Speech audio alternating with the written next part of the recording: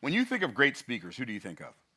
Like when I think of great speakers, like in world history, the first person that comes to my mind is Dr. Martin Luther King. He was so powerfully moving. I think of people like Margaret Thatcher, great speaker. Winston Churchill, great speaker. Ronald Reagan, Bill Clinton, Barack Obama. These are people who are great. I'm not talking about politics. I'm talking about their ability to communicate a message that moves the masses. I'm talking about great speakers. Jim Rome was a great speaker. Tony Robbins, great speaker. Like, y'all don't know who he is, but my good friend Kenny Grant, great speaker. Great speaker. So when I think of great speakers, and I hear people say that people are afraid of public speaking, it absolutely blows my mind to smithereens.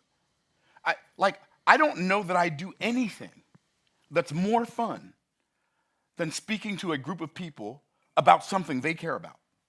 I can, except maybe hitting a golf ball 300, now that would be like 300 yards. Okay, but that's another conversation for a different day. Like, I don't even know that that would be as much fun. Because when you're speaking to a group of people about something they care about, you get to do that for 10 minutes, 20 minutes, 30 minutes, 40 minutes, an hour, sometimes an hour and a half, and you just get to stand up and share stuff, and you can see lights come on in people's eyes that weren't there when you got started. It's amazing. And I'm going to share with you 10 secrets to speak powerfully, persuasively, and profitably.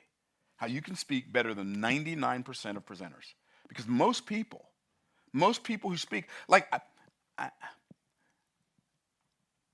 when I watch them, I think to myself, you know, if you cared a little bit more, you could do better. And by the way, that's not a judgment, that's just an observation. It's like, you're talking about something that's really, really interesting, but you are boring me to smithereens. What are we doing? Like, make the energy of your presentation match the content. Anyway, so I'm gonna tell you what I believe are the 10 most critical factors. I might even throw in a bonus 11th. Number one, most important. This is the most important part of any presentation. The ideation. The ideation of your presentation.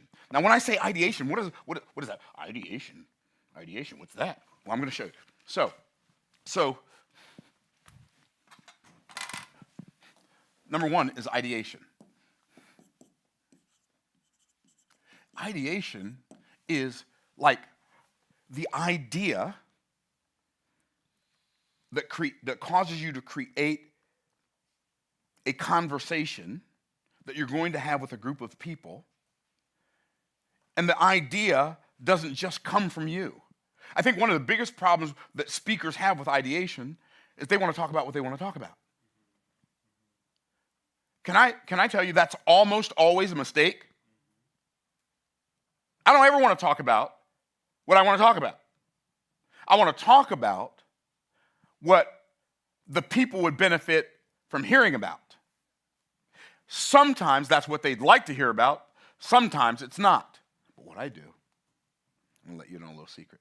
If I'm going to talk about something that people need to hear about, but they don't like to hear about it, I'm going to title it in such a way that they'll at least lean in at the beginning. Do you follow me? See, the most important aspect of your speech, your talk, if you're talking in public, or if you're doing a Facebook Live, or if you're doing an Instagram Live, or if you're talking on Zoom, or if you're going live on YouTube, or if you're recording a YouTube video, the most important part of your talk is the ideation. Why? Because if there's no big idea, see, my ideation attracts my audience. Why am I talking to you about how to speak better than 99% of people? Here's why. Because I know that people say that public speaking is people's greatest fear. They fear public speaking more than they fear dying. I can't imagine that. I mean, I can imagine fearing public speaking. I can't imagine fearing it more than you fear dying. I don't know. I'm a little confused. And I believe the fear is not as much about the speaking itself as it is about what you imagine the outcome of your speaking is. And the reality is, the reason you fear public speaking The number one reason, I've helped people cure their fear of public speaking while I was speaking and teaching people about speaking.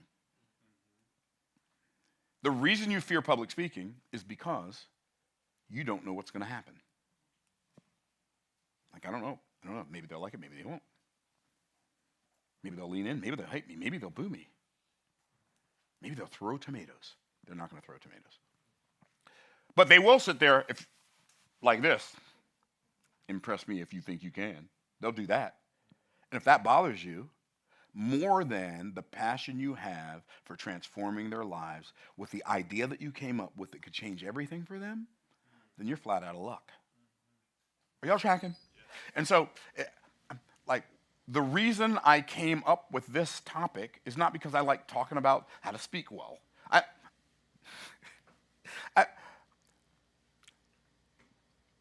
I'm not even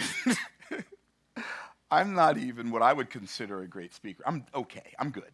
I'm a good speaker. I wouldn't consider myself a great speaker. I can think of a lot of people. Now, I'm a really, really, really, really, really good teacher. But I'm not a great speaker. According to my standard, I'm not a great speaker. I can think of people who are great speakers, who categorically, inarguably, indubitably, incontrovertibly. See, that's what I mean. I do goofy stuff like that while I'm talking. Why do I do that? I don't know, because I was like, whoa, what other word means without a doubt? I don't know. This one, this. And I start going off. And I can think of speakers, but I'm not. But you don't have to be the most eloquent orator of all times to be a good speaker. You don't have to be a Ronald Reagan or a Barack Obama or a Bill Clinton or a Margaret Thatcher. You can be you and still speak better than 99% of people. And so it attracts my audience, but it attracts them for the purpose of transforming them.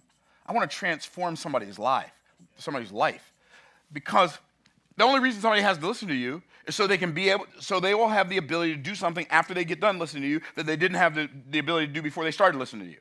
That's the whole reason you're having a conversation. Or they'll be able to think of something after listening to you that they couldn't think of before listening to you. Or they'll feel empowered in a way after listening to you that they didn't feel before listening. Is what I'm saying making sense? And so the first thing you need to do is figure out some big idea that matters to a large group of people. When you get ready to speak to a group of people, don't start in here, start out there. Let the people you're going to talk to provide the content, and you provide the context. What do I mean, the content? If I'm talking to you about things you care about, it's so crazy. I have a friend, I'm not going to mention his name, but he had an event, I think it was in Minneapolis, Minnesota. This was many years ago. This is probably 2017. And he invited me to come speak at his event. And it was an event where he was selling a $4,000 offer. There were about 90 people there. Some of them were kids, so like 70 people who could buy. He gets up, he does his presentation, he makes his offer, nobody buys. Then he gets this other couple who built this multi-million-dollar brand for this invention that they created. He gets them to get up and speak and make an offer. Nobody buys. I went over to him and I said, Dana. Oh, I told you his name. Sorry. Sorry. Dana, I put you on Front Street, bro, but nobody knows your last name. I love you, man. Love you, man. Okay. I said, Dana, don't worry, bro. When I get done, we're going to have at least 20 sales.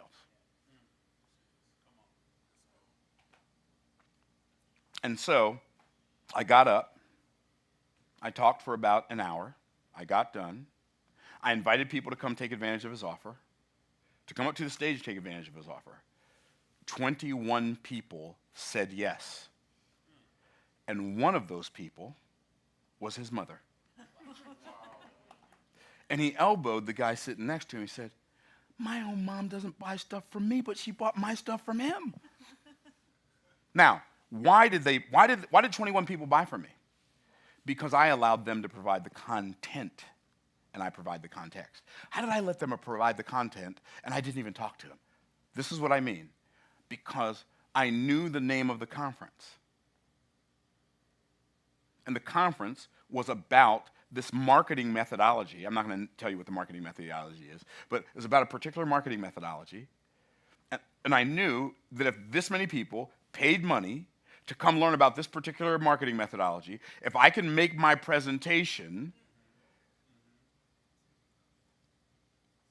in such a way that it made them feel like they would get the results of being able to do this new marketing strategy based on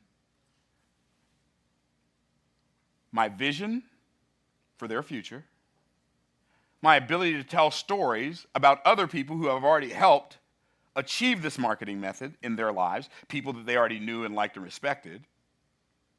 So that's my story, my vision, and then I've got a track record. They're going to buy. And so that's what I did. And 21 people bought his offer from me. Now, I got paid a commission on that and all that. That's great. But the reason I tell you that story is not because I was a better speaker than him or the other speakers that spoke. But my idea for the presentation came from them, not me. Like, I've got 9 more. I actually have 10 more. But if you don't get that one right, the rest of them don't matter. When you get ready to create a YouTube video, if you don't get that one right, whatever else you get right doesn't matter. I like watching, I got my iPad right here. I like watching Mr. Beast talk about how he thinks about YouTube. And the fact that they spend so much time around the idea of the video, the idea of the thumbnail, the idea of the title, the idea of the images that go on the title. Like, ideation is one of the most important aspects of the creative process. But too many speakers skip it. So that's the first one. Okay, ideation. How to speak better than 99% of people. 10 secrets to speak powerfully, persuasively, and profitably. So, the second one, first one's ideation. The second one is interest. What do I mean, interest? I mean, your presentation has to be interesting.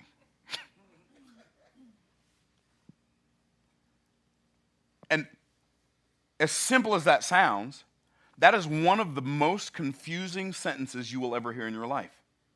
Now, if I'm saying your presentation has to be interesting, your presentation has to be interesting. That's 6 words. How could that be confusing? 6 words. I mean, which one's confusing? It's not any of the words that are confusing, it's the sentence that's confusing. And it's confusing because when I say your presentation has to be interesting, most people say, okay, I'm going to try to be more interesting. Wrong answer, but we do have some nice consolation prizes for you in the back. The way to be more interesting is not by attempting to be more interesting. There's only one way. How many ways? Talk to me, everybody. How many? There's one way to be more interesting. Become more interested. When you become more interested, you instantly become more interesting. Because only interested people are interesting. People who attempt to be interesting are boring. You ever go to a party and somebody wants to meet you and all they want to talk about is who they are and what they've done and where they've been and they're attempting to be interesting. And it's like, if I can get away from this person, I will never engage with them again. Right? The reason you're laughing is because you know it's true, right? And so you don't become interesting. Can I tell you, like in personal communication with other people, you know the way to be interesting? Ask a lot of questions. It's so simple. So where are you from? How many children do you have? Do you have any siblings? Like, most people, like, test yourself. Have a conversation with somebody without telling them, and just start having a conversation and see how many questions you can ask them in a row before you run out of questions. If it's less than 10, you're boring. If you can't ask somebody more than 10 questions, you are a boring person. You know why you're boring? Because you're not interested. Now, you've heard me say before, the way you can make YouTube videos that are interesting is by being interested, obsessing over other people's problems. But you don't even know what other people's problems are. You know why? Because you can't ask questions. You know why you don't ask questions? Because you don't care. So you're not interesting. As soon as you look at someone, that is a major problem in the world. It blows my mind. It blows my mind because there are real problems in the world. How many of y'all know there are real problems in the world? And I was watching a YouTube video this morning because I'm studying a YouTube video of a woman who's uploaded 36 videos, and she had 3.6 million subscribers from 36 videos.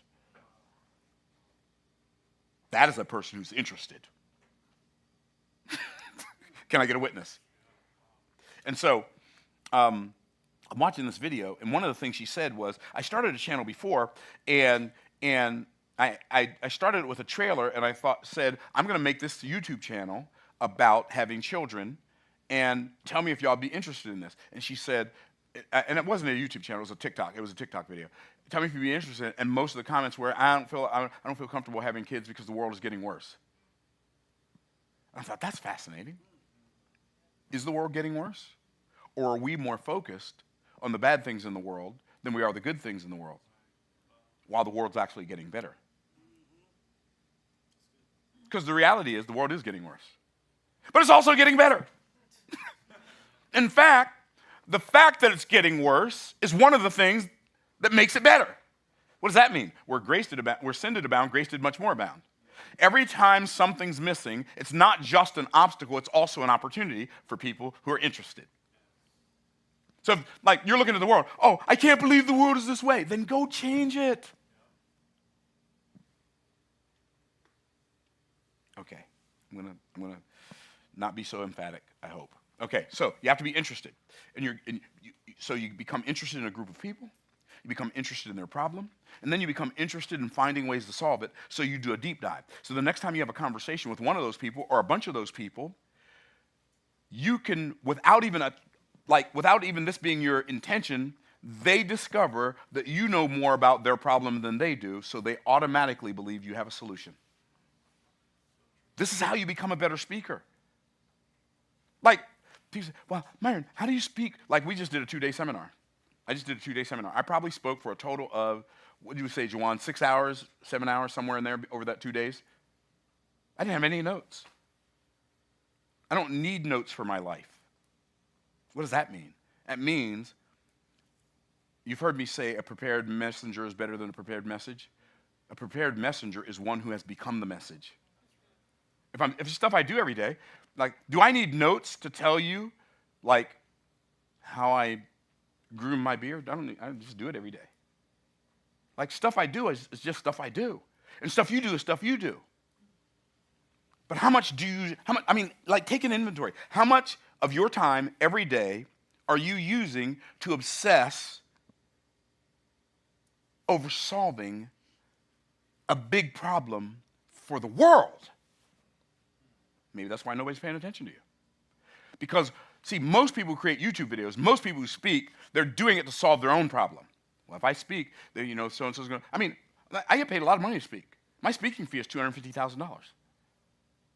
To talk for how long? Hour, 90 minutes, somewhere in there. That's crazy. Right. It's crazy. So you'll probably never pay me that, and I'm okay with that. And guess what else I'm okay with? I'm okay with not speaking if nobody pays me that. I got plenty of stuff to do. And so what happens is the more value you bring into the world, the more value the world imparts back to you. Become a person of value. How do I do it? Be more interesting. Okay, got to keep it moving. That's number 2, interest. Number 3, an invitation. You have to give people an invitation. I got to get rid of this jacket because I'm hotter than blue blazes. Okay, you have to give people an invitation into your conversation. But in order for you to give people an invitation into your conversation, your presentation needs to be a conversation, not a monologue. A dialogue, not a monologue. I love speaking at churches. I love it. Especially churches that talk back to you. There's nothing like it. People get excited and say, oh, I'm sorry. Don't apologize for that. You can't distract me, bruh. Participating. Let's go. Right? And so one of the mistakes people make when they're speaking is they talk at people instead of with people. Does that make sense? Yes? See how what I just did? Does that make sense? Yes? And y'all said, yes, it does. So we're having a conversation. Even if you don't realize we're having a conversation, even the people on YouTube feel like I'm having a conversation with them because we feel vicariously like the people we are perceiving interact. That's why movies are so effective, because you can see yourself in the main character, or you can see yourself in one of the supporting characters. That's why movies are so effective, because people have natural empathy, and it's not even easy. It's natural for us to put ourselves in somebody else's shoes, and so give people an invitation to participate in your presentation. And when you give them the invitation to participate in your presentation, something magical happens. Then they start doing stuff. See, if you have something you desire people to learn and you stand up and talk at them, maybe they will get it, maybe they won't. Some of them might get it. But if you can figure out a way to get them talking to themselves and giving themselves your presentation, they're way more likely to learn it than if you're just standing up doing a monologue. Like I see people writing down notes, and some people taking notes on their phone, some people taking notes on the pad of paper. See, that's because we're having a conversation. That's getting you involved in the presentation. Every time you write down a note, do you understand you are getting involved in the presentation? Like if I say something funny, which doesn't happen very often, I just say stuff I think is funny. So for me, I say a lot of funny stuff. But for other people, well, just live through it. Just endure. So when I say something funny and you laugh, I just invited you into the presentation. If I tell you a sad story, and you're about ready to burst into tears, I invited you into the conversation. I gave you an invitation to feel things, to do things, to say things. That'll make you a better speaker. See, here's the problem. When speakers speak, they think the signs of a good speaker is being impressive. That's not a sign of a good speaker. That might be the sign of a good performer, maybe. It's not the sign of a good speaker. The sign of a good speaker is not that you are impressive. The sign of a good speaker is that you are impactful. And impact is very different than impressing someone. See, when I impress you, you think I'm awesome. But when I impact you, you realize you're awesome. That's the difference. And why is it important for you to feel like you're awesome? Because you're going through something. And the thing you're going through right now might feel hopeless and helpless. But I might say one little sentence as a speaker. You might say one little sentence as a speaker. And that one little sentence gives you hope and gives you help. And now I've impacted you.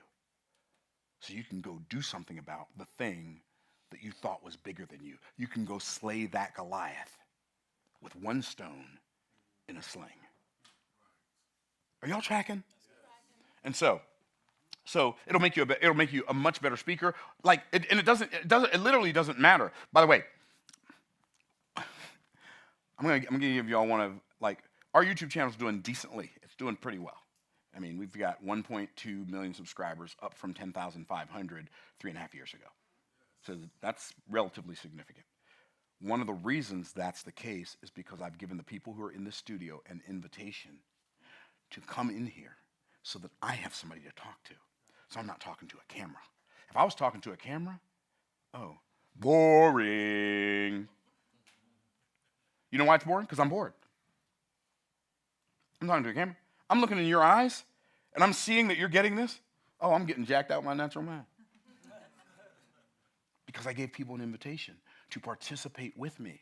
And because y'all are here, like, all of you contribute to the energy of this YouTube channel so that people online can feel something, because I have the ability to talk to people who can feel something and not talk to a stupid camera that can't feel anything. The camera's not stupid. It's not smart either. It's just a camera. Okay, so an invitation. Now, once you get past the ideation and the interest and the invitation, now comes the content. There has to be some instruction. You have to teach people something they couldn't have learned without you or didn't know before you. There must be some instruction. In order for there to be instruction, you must have learned something. You have to have learned something in the past in order to teach something in the present that's going to impact somebody's life in a way that causes them to learn something they didn't know before. They listen to you. Does that make sense? And so most people don't spend enough time learning. So we were coming back yesterday on the jet, and I had a couple of my VIPs with me, and Clay asked me a question, and I answered him. He said, well, that's a really good answer, but that's not the question I was asking you. So I said, okay, ask me the question again. He asked me the question again, and I answered him. He said, that was a really good answer too, but that's not the question I was asking you. He said, I was asking you, like, when people ask you all these questions, do you have a framework for coming up with these answers? Because he's in my VIP and he sees people, like I do a Q&A in my Make More Offers Challenge, and he sees people asking me questions at a seminar or wherever, and then I give answers, and he's been here in studio before, and people ask questions, and he's like, what's your framework for doing that? Oh, I said, no, I don't have a framework for that. And I don't. I said, the reason I'm able to know, like recall all these answers that I've learned is because I'm a slow reader. It's my dyslexia. I don't know if you've ever read the book, The Gift of Dyslexia. It's amazing. And so in that book, the person talked about, and I was like, oh, that's why I can remember things. People say, Myron has a photographic memory. I definitely don't. But it's easy for me to remember things I care about because I'm a really, really slow reader, and reading is really, really hard for me. It's like work. It almost makes me sweat. At least it makes my brain sweat. And so I'm reading, and it's really, really laborious. And so if I learn something in a book and it's really, really good, I memorize it. So I don't have to go back and read it again. And so, I know it sounds like an oversimplification, but I'm like, that's the whole thing. I remember things that are important to me, so I don't have to go back and read them again. And I didn't even know that I was doing it consciously until somebody pointed it out, right? And so,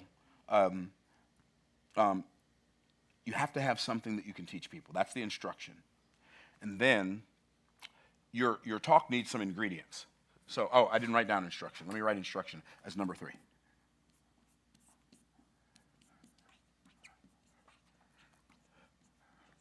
Okay. Now, I'm going to change the color because you are getting bored with green. I don't know how I know you're getting bored with green. I just felt it. Okay. So then, 1, 2, 3. I just want to make sure I'm on the right number. Oh, invitation. That's right. Invitation. Man, that's okay. It's all right. Because, with a digital blackboard, you can do stuff you can't do with a regular blackboard. I can move that down. Oops. Ta-da! Yeah, that's what I said. Say it backwards for the people in the back row. Wow. Okay. So, 3 was invitation.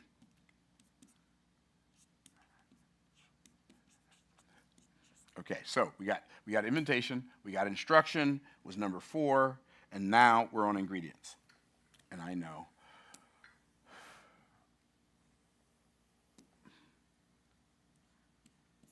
Okay, now we're on number 5. Number 5 is ingredients. Now, what do I mean, ingredients? Every talk needs to have certain ingredients. Hope I spelled that right. Ingredients. I did spell it right. Okay, so what are the ingredients every talk needs to have? Okay, here they are.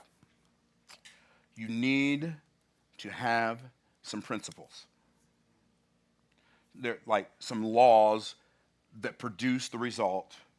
You uncover some laws, some secrets that produce the results that the people that are listening to you are looking to learn. Okay? And then you need to have some, some parables, stories. And you need to have some pictures, either on a PowerPoint presentation or you can draw them on the board, right? You can draw them on a piece of paper or you can act them out. But you need to have pictures for the visual learners. You need to have principles because that gives people step-by-step instruction. And then you take the principles and you take the pictures and you wrap all of that stuff up in a story. And when you wrap it in a story, what happens is it makes it easier for people to digest. It's literally like, if all you're doing is teaching principles, first thing you do is this, second thing you do is this, the third thing you do, fourth thing you do is this. Fifth. Can you imagine if I was just standing up here just reading off this list, how boring that would be? And when you wrap it in a story, what happens is, it's like taking the difference between taking medication with water and taking medication without water. Right? Now, what did I do? That was a word picture that everybody could see. If you stand up and you just give people a bunch of principles and you just read off a bunch of lists or you read off a recipe, what happens is people choke on it. But man, if you wrap it in a story, it's like, oh, that's palatable. Why? And here's the cool thing about stories. Stories are easier for people to remember. By the way, I told you all the story about my friend whose event I spoke at. Remember that? How many people took advantage of his offer? 21. Why did you remember that? Because it was in a story. But if it was in a list, you wouldn't have remembered it. Do you see what I mean when I say wrap it in a story? It just makes everything it makes it easier to remember. It makes it easier for people to relate to people in a story. Because I don't know if you've ever spoken in front of a group of people and made an offer. I know what it feels like to make an offer and have nobody buy anything. I spoke to 400 people one time, if you can imagine that, and nobody bought anything. And then I realized I was in Missouri, the show me state. And guess what I did? I decided never to go back to Missouri and do a seminar again. It was easy. This is an easy fix. Just don't go to Missouri. They want you to show them, and then they don't believe anyway. Okay, so I could relate to how he felt when he was in that situation. And so you've got to have certain ingredients. Now, in addition to the ingredients, you have to have, this is one of the most, the number 6 is going to help you stop worrying about one of the biggest fears people have in public speaking. But what if I stand up there in front of all those people and I open my mouth and nothing comes out? What if I run out of something to say? What I'm about to show you is the secret to never running out of something to say. And it's one of the secrets, if you desire to get to the place in your life where you can do powerful, persuasive, and profitable presentations without notes, this will help you. You ready? You have to have inventories. What do I mean, inventories? Well, you need inventories of stories. You need inventories of principles. You need inventories of proof. These are some of the things you need inventories of. And so if you got inventories of stories, inventories, and if I wanted to alliterate that, I could have said inventories of parables, inventory of principles, inventories of proof. You need inventories of pictures that you I highly recommend that you guys pick up a book my son told me about a long time ago called Draw to Win. And it's a book that teaches you how to draw stick figures while you're doing a presentation. You say, is that where you learned it? No, I was doing it before, but it did help me get better at it. It is a great book. And what's amazing about that book is they solved a problem the world didn't even know the world didn't even know they had. What is that? People hate doing PowerPoint presentations. I hate creating them. I don't have to create a PowerPoint presentation before I come out here and speak. Would it be beneficial if I did? For some people, it would be. But for me, it wouldn't be. And you can use PowerPoint effectively. In fact, since I'm talking about that, and I'm on, okay, you need to have inventories of PowerPoints. Okay, so while you're doing, if you're going to use PowerPoint, here's how you use it. Here's how you keep from killing people with a PowerPoint presentation. Are you ready? Say I'm ready. Only have an image on every slide, a picture of something, picture, video, something. You want to have a visual image on every slide. And never, everybody say never, never have more than one sentence on a slide. If you're going to use PowerPoint, that's how you use it. And never make the image and the sentence come up at the same time. You make the image come up first. Then you teach about the image, and then you bring on the words. Because if you don't do that, they're going to stop listening to you and start reading the PowerPoint. By the way, that was worth the price of admission. Oh, that's right. There was no price for admission. It was worth the price of admission if there was a price for admission. Okay, so you want to have an inventory of all of these things. You want to have an inventory of quotes. I have probably, I don't know, I'm going to say, I have a Google Doc that has at least 300 quotes on it. I have one with quotes, and then I have one with my quotes. And see, you memorize other people's quotes. I do too. But I also memorize my own quotes. You need an inventory of poems. If you can keep your head while all about you are losing theirs and blaming it on you, and trust yourself when others doubt you, but make allowance for their doubting too. If you can wait and not be tired by waiting or being lied about, don't deal in lies. Or being hated, don't give way to hating, and yet don't look too good nor talk too wise. If you can bear to hear the truth you've spoken, twisted by knaves to make a trap for fools, or watch the things you gave your life to broken and stoop to build them up with worn out tools. If you can force your heart and nerve and sinew to serve their turn long after you are gone, and so hold on when there is nothing in you except the will which says to them, hold on. If you can talk with crowds and keep your virtue, or walk with kings nor lose the common touch, if neither foes nor loving friends can hurt you, if all men count with you but none too much, if you can fill the unforgiving minute with 60 seconds worth of distance run, yours is the earth and everything that's in it. What's more, you'll be a man, my son. What's more, you'll be a man, my son. My wife quoted that poem to me when we were dating. And I said, oh, it's on now. What's the name of that? And so I put that in my inventory of poems. And y'all are like, oh my goodness, that's so good. I know, and it wasn't even, I didn't make it up. I didn't tell you I made it. Guess what? I didn't have to make it up in order for it to impact you. Because we could all feel those. If you can force your heart, nerve, and sinew to hold their turn long after they're gone, and so hold on. Like, we can all feel that. And then when you're quoting a poem, you don't just quote it. Feel it. Is what I'm saying making sense? All of these are, by the way, let me make sure I say this. Let me make sure I say this. You don't have to do all of these every time you speak. You take 3 of these things, and you have to have ideation every time you speak. You have to have invitation every time you speak. But you don't need to do all. You don't need to have stories and pictures and proof, parables. You don't have to do all that. Doesn't hurt though.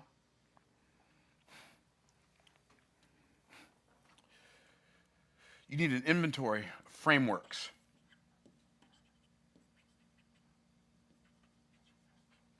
You need an inventory of lists. You need an inventory of recipes. You need an inventory of formulas. All of these things will make you a better speaker, because if you have them in your inventory, you don't have to, what was I supposed to say right here? Like, if you forget where you are, you just pull something out of the inventory basket and just use that. And nobody will ever know the difference. You know what I love about speaking?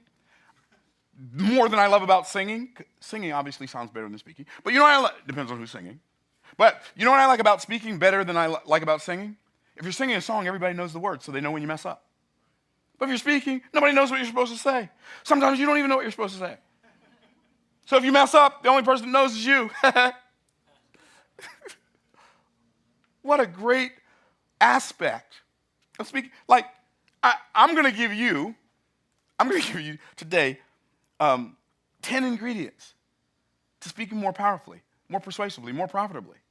Nobody knows what's on my list but me. And I don't even remember all the things that are on the list. I wrote them down so I wouldn't forget any. So nobody knows if I mess up. I may have already messed up. You don't even know, and I'm not going to tell you. Do you see how cool this is? It's like there's nothing for me to be afraid of. One of the things that I'm going to recommend that you do that's not on my list is if you are speaking to a group of people and you make a mistake, just lean into the mistake. Because sometimes I trip over my tongue. Not literally. Can you imagine somebody walking having a... No. Right. I know what you're thinking. You're thinking, what is wrong with him? I don't know. But every time I say something, my brain thinks of something without me doing it. It just pops in my head. So, in fact, it's so crazy. When I was in Omaha, Cap Chatfield has a podcast, and he invited me to come speak on his podcast. So he's interviewing me, and he got ready to ask me a question. And he says, yeah, there was this documentary a handful of decades ago. And I just started imagining a handful of decades. And I was like, how big do your hands have to be to hold a decade? How many decades can fit in a hand? And all this stuff starts going in my head. And and I was really tired, and I get really loopy, and this stuff really happens to me when I'm tired. And then I attempted to push the thought away. Stop thinking this, stop thinking. And then I just broke out into hysterical laughter, and I couldn't stop. And I am laughing so hard, tears are coming out of my eyes, and I can't stop. I was out of control. I was like a little kid. But it was what it was. Now, hopefully they edit that out. Hopefully they edit that out. But if they don't, I'm cool with it. Here's the cool thing. I realized a long time ago that nobody expects you to be perfect. I don't expect any of you to be perfect. If you were perfect, that would shock me way more than if you weren't perfect. If I were perfect, that would shock you way more than if I wasn't perfect. This morning, when I was recording a video, I stumbled over my words. And we had to start the video over. And I said, I used to talk, now I just read about it. I just leaned into the fact that I messed up. Why would I cover it up? Do you know what the word sin means? The word sin means you shoot an arrow at a target, it falls to the ground before it hits the earth. It falls to the ground before it hits the target. See, I just messed up right there. Falls to the ground before it hits the earth. Falls to the earth, on the ground, to the dirt before it hits the earth. No, see, I just messed up, but it's okay. And I didn't do that on purpose. I just, sometimes when people are speaking, they'll have Noah, like, carrying the Ark of the Covenant across the Jordan River with all the animals on it. It's just like, right, because you start talking really, really fast and just stuff comes out because you have all these different, but it's okay. Just lean into it. That's what I'm saying. It's okay to make mistakes when you're speaking in public. Nobody expects you to be perfect. That's my point. Okay.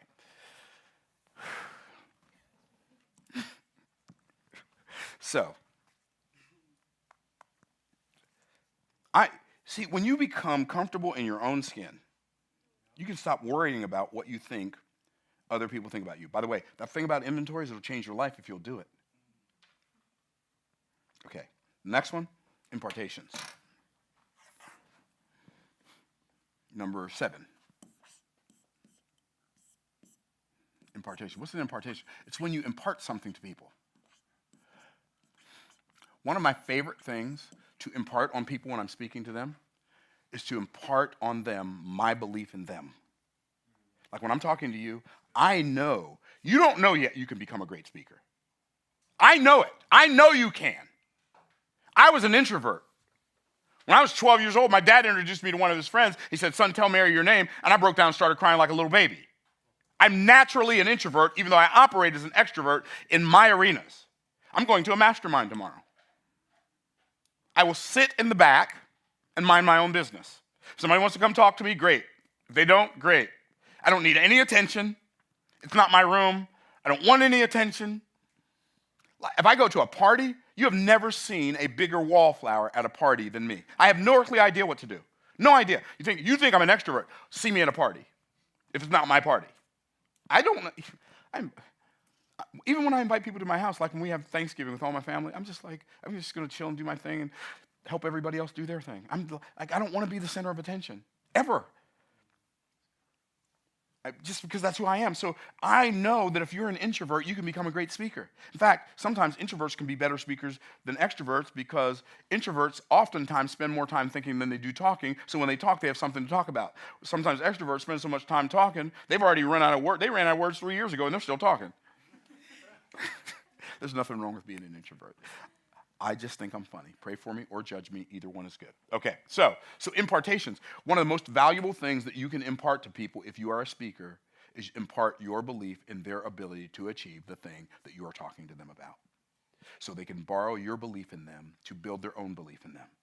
Because I'm telling you, there are millions of people alive in the world today who haven't heard an encouraging word in years. Think about that. So, impartations. Where does the time go? Anyway, I'm not even going to go there. I'm not going to draw any attention to the fact that I'm almost out of time, and I still have 3. Oh, I just did draw attention to it. Okay, so, okay, number 8. I kind of talked about this already, but I'm going to talk about it in a different way. Illustrations. And I talked about having an inventory. I talked about having an inventory of pictures that you draw. But an illustration is more than just a picture. An illustration can be a video of something happening. An illustration can be a video testimonial. An illustration could be a person in the room who you've helped do the thing you're talking to the crowd about, and you bring that person up to give a testimonial. That's an illustration.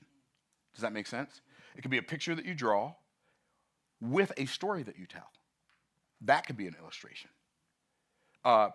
Sometimes I'm teaching about disruption following intention, and while I'm teaching it, I say, like if you start working out when you've been out of shape, and I get down and start doing push-ups, while I'm talking about disruption following intention, when you start working out and you haven't worked out in a long time, you don't feel stronger first, you feel weaker first. What am I doing? I'm illustrating my point. I'm not just saying it, I'm showing them what my point looks like. Does that make sense? Okay. And then number 9, you got to have this one. Number 9 is invocation. What is an invocation? It is where you challenge them to take advantage of the transformation that you've talked to them about. So, it's mind-blowing to me. Like, I can kind of remember our first television when I was a kid. It was black and white. There were no channels. We had a TV antenna that was made out of aluminum on top of the house. If we're watching NBC, CBS, or ABC, or PBS, any of those, my dad would have to go outside, go up on the roof, and turn the antenna.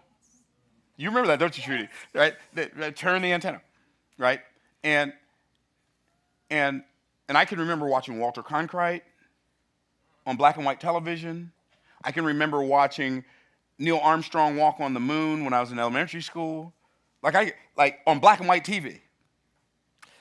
And then right now, if you go on YouTube and if you watch a golf tournament from like 1980, you can't even see anything. You can't see anybody's face. You can't see the ball. How did we watch TV back then? And now, any 13-year-old with an iPhone or an Android can upload a video to the internet on YouTube or TikTok or Instagram, and people can watch them in 4K. That's mind-blowing to me. I did an event in Omaha, Nebraska. I've never been to Omaha, Nebraska. Sent out some emails, mentioned it on my YouTube channel. I'm going to be going to Omaha, Nebraska. And guess what? 140 people showed up in Omaha, Nebraska. I didn't even know 140 people could fit in Omaha, Nebraska. Okay. So, I am going to be in California, Orange County, California, on November 7th and 8th, 2025, doing an event called Wealth Accelerator Live. And I brought a team of Avengers who understand wealth creation and who understand content creation, who are going to be there with me. People like Garrett Gunderson, the author of What Would Billionaires Do? What Would the Rockefellers Do? People like Adley Kinsman, the creator of Viralish. People like Graham Cochran. People like, well, they're not people like them, they're actually them. Why do I keep saying people like? But anyway, those are only some of the people I'm inviting. I'll be there. And I'll be speaking for at least 6 hours and teaching for at least 6 hours on wealth acceleration. Like, if you go to wealthacceleratorlive.com, I think it is. Anyway, we'll put a link in the description when the video's over. Wealthacceleratorlive.com. If you go there, if you want to come. And the only reason I don't like to promote stuff on my channel like that, but the reason I'm telling you that is because I don't want you to be living in California or somewhere near California and then find out after the event is over I'm going to be there. So, and probably next year we'll do some events around the country, unless, of course, we get this building that I'm going to go look at today, and then we'll be doing a lot of events in Tampa, Florida. So, okay. So, that was number 9, and number 10 is indoctrination. What's indoctrination? Indoctrination is teaching. Doctrine, the word doctrine means teaching. Indoctrination. Now, what do I mean indoctrination? Well, here's one of the things I learned a long time ago. For those of you who are speakers and you think you're going to stand up and you're going to talk for 20 minutes, or you're going to talk for an hour, or you talk for 3 hours, and you think you're going to change somebody's life, you are truly a legend in your own mind and nowhere else. Because here's one of the most valuable lessons I've learned about creating lasting transformation. If you're taking notes, this is a writer downer. You ready? You can't teach a kid to ride a bike at a seminar. The best I can do while I'm speaking to you on a YouTube video, while I'm speaking to you at a conference, the best I can do is inspire you to go home and study the thing that I got you started thinking about so that you can become better at that thing. And if I'm going to inspire you to go home and study, I might as well give you an opportunity to go home and study me teaching the thing I just inspired you to start learning. Does that make sense? And I'm not telling you that because I have something to offer you right now. I don't have anything to offer you right now. I'm telling you that so that when you stand up and speak, if you want to be a better speaker and you really want to create lasting change in somebody's life, create some method of indoctrination, whether it's a book, whether it's a course, whether it's a coaching program, or whether it's a mastermind. Create some form of indoctrination that they can go home and study after you're gone so that they can become a better version of themselves. And that's how you can speak better than 99% of people. 10 secrets to speaking powerfully, persuasively, and profitably. Thanks for watching. Bye for now.